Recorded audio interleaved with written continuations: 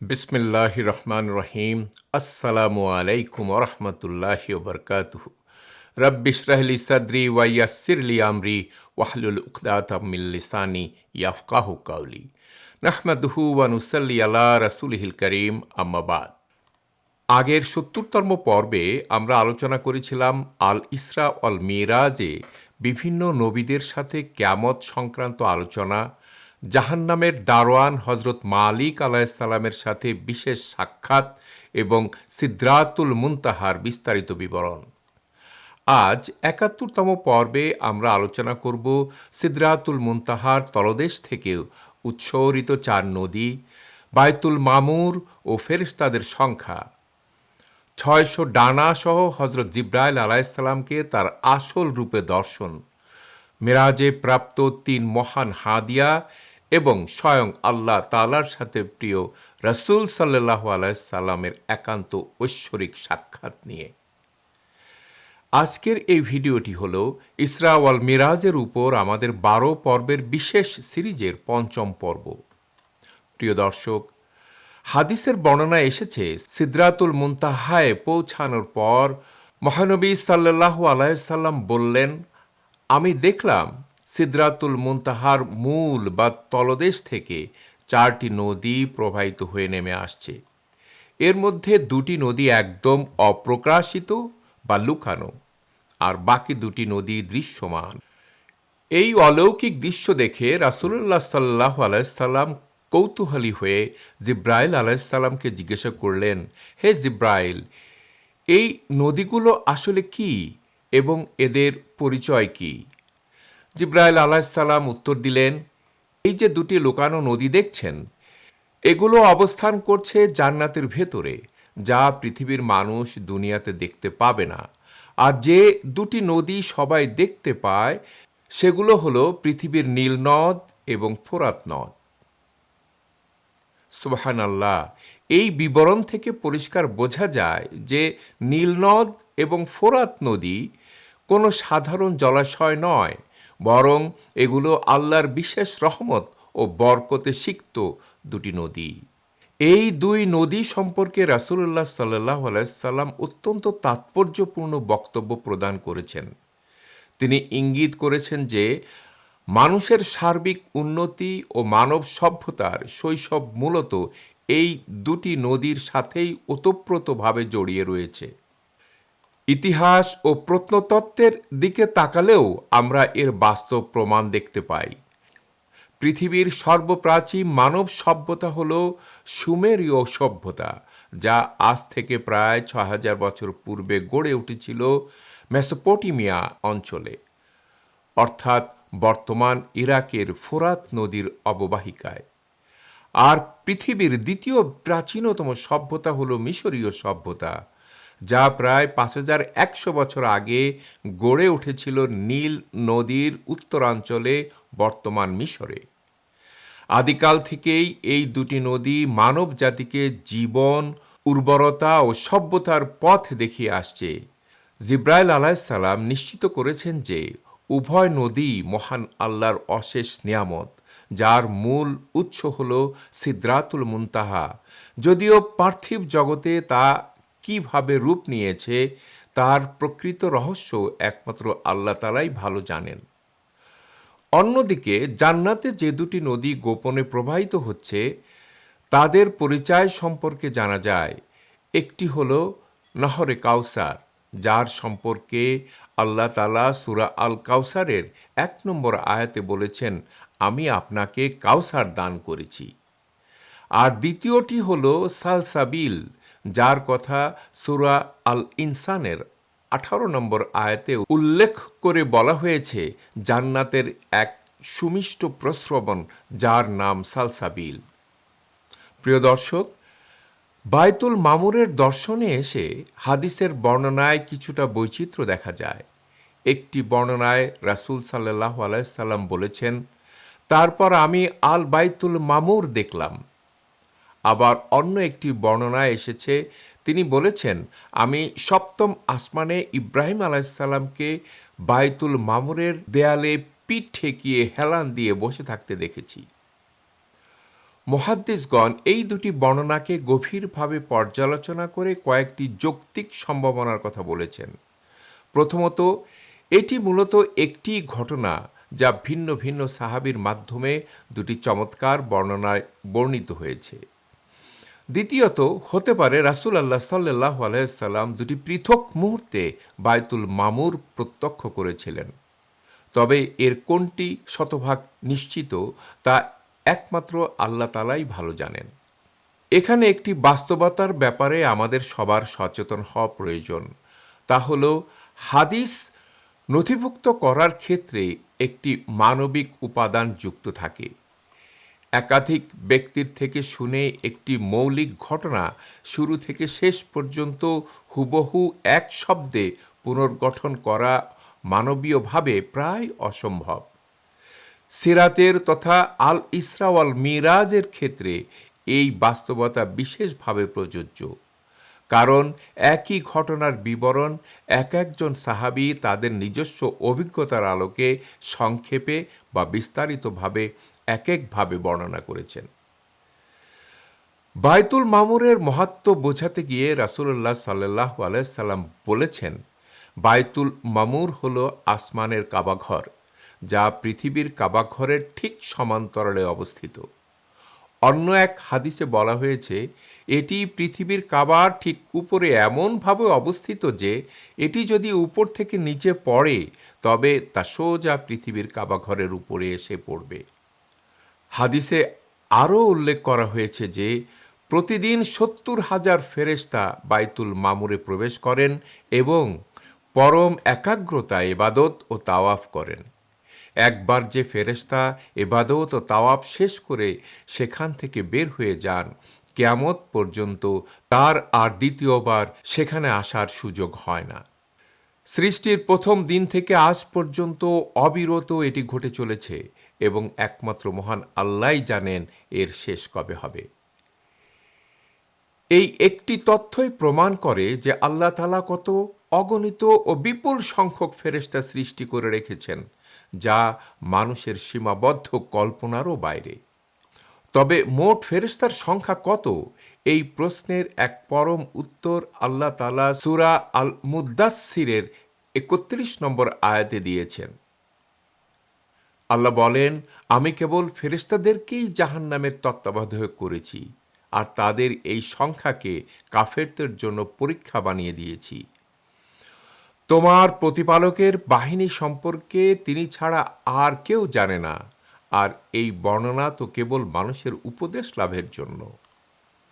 প্রসঙ্গটি গভীরভাবে অনুধাবন করা প্রয়োজন। যখন রাসূলুল্লাহ সাল্লাল্লাহু আলাইহি সাল্লামের মুখ থেকে কাফেররা শুনল যে বিশাল জাহান্নামের দায়িত্বে মাত্র ১৯ জন ফেরেশতা থাকবে, তখন তারা ঠাট্টা বিদ্রূপ শুরু করে দিল। তারা মানুষের দৈহিক শক্তির সাথে ফেরেশতাদের তুলনা করার বোকামি করেছিল।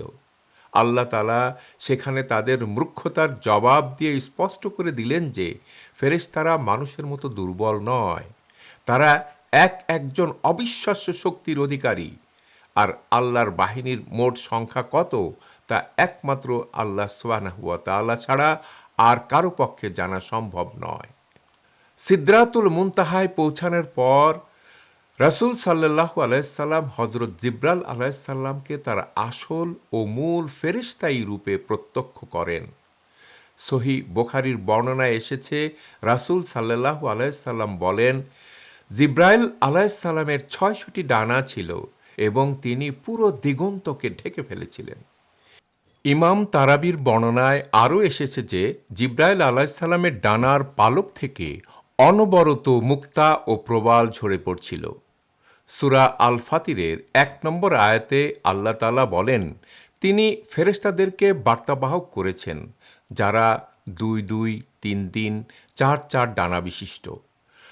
সাধারণ ফেরেশতাদের ডানা কম থাকলেও জিবরাইল আলাইহিস সালাম যেহেতু ফেরেশতাদের মধ্যে সর্বশ্রেষ্ঠ, তাই আল্লাহ তাকে ৬০০ ডানার মহিমান্বিত রূপ দান করেছেন।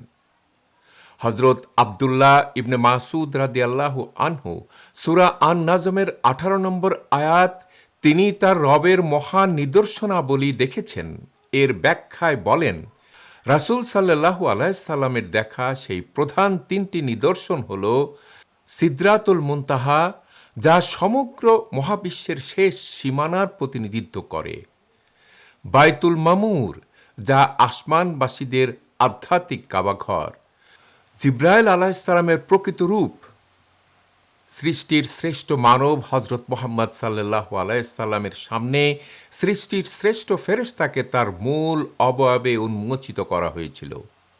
উল্লেখ্য, পুরা জীবনে রাসূল সাল্লাল্লাহু আলাইহি সাল্লাম জিব্রাইল আলাইহিস সালামকে মাত্র দুবার আসল রূপে দেখেছেন। প্রথমবার নবুয়তের শুরুতে এবং দ্বিতীয়বার এই মিরাজের রাতে। মেরাজ চলাকালীন এই মহিমান্বিত মুহূর্তেই রাসূল সাল্লাল্লাহু আলাইহি সাল্লামকে তিনটি অত্যন্ত গুরুত্বপূর্ণ বিষয় উপহার হিসাবে দান করা হয়। সেগুলি হচ্ছে 5 ওয়াক্ত সালাত, যা পরবর্তীতে আমরা বিস্তারিতভাবে আলোচনা করব, সূরা আল বাকারার শেষ 2টি আয়াত এবং উম্মতের জন্য ক্ষমার বিশ্বস্ত প্রতিশ্রুতি। অর্থাৎ এই উম্মতের যে ব্যক্তি শিরক না করে ঈমানের উপর মৃত্যুবরণ করবে, তাকে আল্লাহ তাআলা ক্ষমা করে জান্নাত দান করবেন। আলেমগণ উল্লেখ করেছেন, পবিত্র কোরআনের সমস্ত আয়াত জিব্রাইল আলাইহিস সালাম ওহী হিসাবে দুনিয়ায় রাসূল সাল্লাল্লাহু আলাইহি সাল্লামের কাছে নিয়ে এসেছিলেন। কিন্তু সূরা বাকারার শেষ 2টি আয়াত এতটাই মর্যাদাপূর্ণ যে মিরাজের রাতে স্বয়ং আল্লাহ তাআলা স্বীয় আরশের নিচে গচ্ছিত ভাণ্ডার থেকে রাসূলুল্লাহ সাল্লাল্লাহু আলাইহি সাল্লামকে এই আয়াত 2টি সরাসরি দান করেছিলেন। হাদিসে এসেছে, রাসূল সাল্লাল্লাহু আলাইহি সাল্লাম বলেছেন, যে ব্যক্তি রাতে সূরা বাকারার শেষ 2টি আয়াত তেলাওয়াত করবে, তা তার সুরক্ষার জন্য যথেষ্ট হবে। এটি তাকে শয়তানের অনিষ্ট থেকে রক্ষা করে এবং রাতের ইবাদতের সওয়াব এনে দেয়। তাই আমাদের প্রত্যেকের উচিত আয়াত 2টি মুখস্থ করা এবং প্রতি রাতে তেলাওয়াত করা। অতঃপর রাসূল সাল্লাল্লাহু আলাইহি সাল্লাম আল ইসরা ওয়াল মিরাজের সবচেয়ে মূল ও সর্বোচ্চ পর্যায়ে উপনীত হলেন, যা হলো স্বয়ং আল্লাহ সুবহানাহু ওয়া তাআলার সাথে তার একান্ত ঐশ্বরিক সাক্ষাৎ। ইসলামী সাহিত্যের সমস্ত তাফসীর, ইতিহাস ও হাদিসের রাজকীয় ভাণ্ডার ঘেঁটে আলেমগণ অত্যন্ত সততার সাথে বলেছেন যে আল্লাহর সাথে রাসূল সাল্লাল্লাহু আলাইহি সাল্লামের এই একান্ত সাক্ষাতের বিস্তারিত বিবরণ সম্পর্কে সহিহ ও খাঁটি সনদে খুব বেশি নির্ভরযোগ্য তথ্য পাওয়া যায় না। কিন্তু দুঃখজনক হলেও সত্য, এই বিশেষ মুহূর্তটিকে ঘিরে পরবর্তীকালে মুসলিম সমাজে অসংখ্য ভিত্তিহীন গল্প, গুজব ও কল্পকাহিনী ছড়িয়ে পড়েছে। যেমন একটি বহুল প্রচলিত গল্প রয়েছে যে আল্লাহর সাথে সাক্ষাতের সময় তাদের কথোপকথনের সারসংক্ষেপ থেকেই নাকি তাশাহুদ বা আত্তাহিয়াতুর সৃষ্টি হয়েছে। ইসলামী আকাইদ ও হাদিস বিশারদদের মতে এই গল্পটি সম্পূর্ণ বানোয়াট ও ভিত্তিহীন। আমাদের দেশে এবং বিশ্বের অনেক মুসলিম সমাজে একটি সুন্দর গল্প প্রচলিত আছে। বলা হয়, মেরাজের রাতে মহানবী সাল্লাল্লাহু আলাইহি সাল্লাম যখন আল্লাহর দরবারে উপস্থিত হন, তখন তিনি আল্লাহকে সম্মান জানিয়ে বলেন, আত্তাহিয়াতু লিল্লাহি ওয়াসসালাওয়াতু ওয়াত-তাইয়্যিবাতু, অর্থাৎ সমস্ত সম্মান, সালাত ও পবিত্র বিষয় আল্লাহর জন্য। জবাবে আল্লাহ তাআলা বলেন, আসসালামু আলাইকা আইয়ুহান নাবিয়্যু ওয়া রাহমাতুল্লাহি ওয়া বারাকাতুহু, অর্থাৎ হে নবী, আপনার উপর শান্তি, আল্লাহর রহমত ও বরকত বর্ষিত হোক। তখন রাসূল সাল্লাল্লাহু আলাইহি সাল্লাম এই সালাম একা গ্রহণ না করে পুরো উম্মতকে অন্তর্ভুক্ত করে বলেন, আসসালামু আলাইনা ওয়া আলা ইবাদিল্লাহিস সালিহিন, অর্থাৎ আমাদের উপর এবং আল্লাহর সৎ বান্দাদের উপর শান্তি বর্ষিত হোক। এই অভূতপূর্ব কথোপকথন দেখে পাশে থাকা হযরত জিব্রাইল আলাইহিস সালাম বলে ওঠেন, আশহাদু আল্লা ইলাহা ইল্লাল্লাহু ওয়া আশহাদু আন্না মুহাম্মাদান আবদুহু ওয়া রাসূলুহু, অর্থাৎ আমি সাক্ষ্য দিচ্ছি আল্লাহ ছাড়া কোনো মাবুদ নেই এবং মুহাম্মদ তার বান্দা ও রাসূল। এই গল্পটি শুনতে অত্যন্ত হৃদয়গ্রাহী ও মিষ্টি শোনায় বলেই এটি মানুষের মুখে মুখে ছড়িয়ে পড়েছে। ইসলামী আকায়েদ, হাদিস ও সিরাত বিশারদগণ যেমন ইমাম ইবনে হাজার আসকালানি, ইমাম আলবানী এবং অন্যান্য বিখ্যাত মুহাদ্দিসগণ সুস্পষ্টভাবে জানিয়েছেন যে সহিহ বুখারী, সহিহ মুসলিম, সুনান কিংবা মুসনাদের কোনো নির্ভরযোগ্য হাদিস গ্রন্থে মেরাজের রাতের ঘটনা হিসেবে এই কথোপকথনের কোনো অস্তিত্ব নাই। সালাতে তাশাহুদ বা আত্তাহিয়াতু কিভাবে পড়তে হবে তা রাসূলুল্লাহ সাল্লাল্লাহু আলাইহি সাল্লাম তার সাহাবীদেরকে সালাত শেখানোর সময় সাধারণ নিয়ম হিসাবে শিখিয়ে দিয়েছিলেন, যেমনটা অন্যান্য সূরা শেখানো হতো। এটি মেরাজের রাতে আল্লাহ ও রাসূল সাল্লাল্লাহু আলাইহি সাল্লামের মধ্যকার হুবহু কথোপকথন থেকে এভাবে তৈরি হয়েছে এমন কোনো কথা রাসূল সাল্লাল্লাহু আলাইহি সাল্লাম নিজে কখনো বলেননি। পরবর্তীকালের কোনো কোনো বক্তা বা গল্পকার সাধারণ মানুষের আবেগ কাড়ার জন্য মেরাজের ঘটনার সাথে এই তাশাহুদকে রূপকভাবে জুড়ে দিয়েছেন, যা হাদিসের বিচারে প্রমাণিত নয়। প্রিয় দর্শক, এখন আমরা আবার মূল আলোচনায় ফিরে আসি। এখানে আমাদের মনে একটা সূক্ষ্ম প্রশ্ন জাগতে পারে, রাসূলুল্লাহ সাল্লাল্লাহু আলাইহি সাল্লাম কি সিদরাতুল মুনতাহা অতিক্রম করে একা কি আল্লাহর দরবারে গিয়েছিলেন, নাকি জিবরাইল আলাইহিস সালাম তার সাথে ছিলেন? এই ব্যাপারে সহিহ বুখারীতে একটি পরোক্ষ ইঙ্গিত পাওয়া যায়। রাসূল সাল্লাল্লাহু আলাইহি সাল্লাম সেখানে বলেছেন, অতঃপর আমাকে আরও ঊর্ধ্বে তুলে নেওয়া হলো। লক্ষ্য করুন, এখানে তিনি একবচন ব্যবহার করেছেন এবং জিবরাইল আলাইহিস সালামের কথা উল্লেখ করেননি। অথচ এর আগের প্রতিটি আসমান ভ্রমণের সময় তিনি বলেছিলেন, জিবরাইল আলাইহিস সালাম আমাকে সাথে নিয়ে উপরে উঠতে লাগলেন। এই ভাষাগত পরিবর্তন থেকে মুহাদ্দিসগণ অনুমান করেন যে সিদরাতুল মুনতাহা অতিক্রম করার পর জিবরাইল আলাইহিস সালাম থেমে গিয়েছিলেন এবং রাসূল সাল্লাল্লাহু আলাইহি সাল্লাম একাকী সেই পরম পবিত্র স্তরে প্রবেশ করেছিলেন। তবে প্রকৃত সত্য একমাত্র আল্লাহই ভালো জানেন। এরপর রাসূলুল্লাহ সাল্লাল্লাহু আলাইহি সাল্লাম বলেন, আমি এমন এক উঁচু ও পবিত্র স্তরে পৌঁছলাম যেখানে আমি কলম দিয়ে লেখার খসখস শব্দ শুনতে পাচ্ছিলাম। প্রিয় দর্শক, চিন্তা করুন, বিশ্বজগতের সর্বশ্রেষ্ঠ সম্মানিত অতিথি এমন এক অলৌকিক শব্দ শুনছেন যা ইতিপূর্বে কোনো সৃষ্টি শোনেনি। অন্য হাদিসে এসেছে, আল্লাহ তাআলা সৃষ্টির শুরুতে প্রথম যা সৃষ্টি করেছিলেন তা হলো কলম। আল্লাহ তাকে নির্দেশ দিলেন, লেখো। কলম আরজ করল, হে রব, কি লিখব? আল্লাহ বললেন, কিয়ামত পর্যন্ত যা কিছু ঘটবে তার সব কিছু লিখে ফেলো। আল্লাহর আদেশে কলম যা লিখে ফেলল তা হল মহান আল্লাহর পূর্বজ্ঞান এবং সুনির্দিষ্ট ও চূড়ান্ত নির্ধারণ প্রসূত সমগ্র সৃষ্টি জগৎ, জীবন ও মহাবিশ্বের অতীত, বর্তমান ও ভবিষ্যতের ঘটনাপঞ্জি। আর এটাই হচ্ছে তাকদীর বা কদর। স্মরণ রাখা প্রয়োজন, আল্লাহর এই পূর্বজ্ঞান মানুষকে কোনো কাজে বাধ্য করে না, বরং মানুষ তার স্বাধীন ইচ্ছায় যা নির্বাচন করবে, পরম জ্ঞানময় আল্লাহ তাই অনাদিকাল থেকে জানেন এবং লিপিবদ্ধ করে রেখেছেন। কোরআনে সূরা আল ইনসানের ৩ নম্বর আয়াতে আল্লাহ স্পষ্ট করেছেন যে মানুষকে সিদ্ধান্ত নেওয়ার স্বাধীনতা দেওয়া হয়েছে। আল্লাহ বলেন, নিশ্চয়ই আমরা তাকে পথ নির্দেশ দিয়েছি, হয় সে কৃতজ্ঞ হবে, না হয় সে অকৃতজ্ঞ হবে।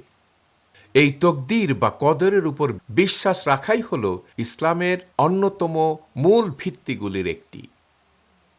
আসমানের সেই উঁচুতে রাসূল সাল্লাল্লাহু আলাইহি সাল্লাম যা শুনছিলেন তা ছিল তকদিরের সেই অমলিন কলমের অলৌকিক লিখনের শব্দ। আজ এইটুকুই। ও আখিরু দাওয়ানা আনিল হামদুলিল্লাহি রব্বিল আলামিন। ৭২তম পর্বে আমরা আলোচনা করব মেরাজের রাতে রাসূল সাল্লাল্লাহু আলাইহি সাল্লামের কলমের খসখস শব্দ শোনার তাৎপর্য, ঐশ্বরিক নিয়তি বা কদরের হকিকত, কদরের স্তরভেদ এবং কিভাবে দোয়ার মাধ্যমে তকদিরের পরিবর্তন ঘটে সে সম্পর্কে বিস্তারিত ইনশাআল্লাহ। আমি এখন বিনয়ের সাথে আপনাকে এই সিরাতের সাথে সংযুক্ত হওয়ার জন্য অনুরোধ করছি। এই বরকতময় উদ্যোগে আমাদের সাথে যোগ দিন।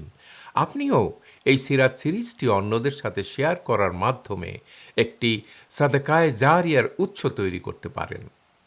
প্লিজ আমাদের চ্যানেলটি সাবস্ক্রাইব করুন, নোটিফিকেশন বেলটি চেপে রাখুন যাতে কোনো পর্ব মিস না হয়, আর এই ভিডিওটি আপনার প্রিয়জনদের মাঝে ছড়িয়ে দিন।